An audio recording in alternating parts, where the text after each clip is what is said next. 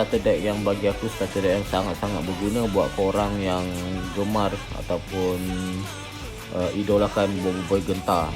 Dan kat starter deck ni istimewanya adalah ada kad grade level S iaitu Mecha Gentar buat korang yang belum lagi hunting kad level kad SR Techno Breaker.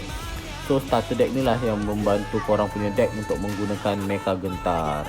So buat masa ni apa yang aku tahu hanya starter deck Gentar inilah yang ada kad Mecha Gentar selain daripada Techno Breaker SR. Dan kat dalam ni kalau korang tengok boleh jadi mega poster, dan ini adalah poster yang kita dapat hasilkan daripada starter deck ni. Dan dia boleh ada lagi satu poster yang lain iaitu poster kecil dan mega poster. Dan dia ada bagi 3 alternate card, 3 card awesome, 1 HP marker dan 1 kad cara bermain.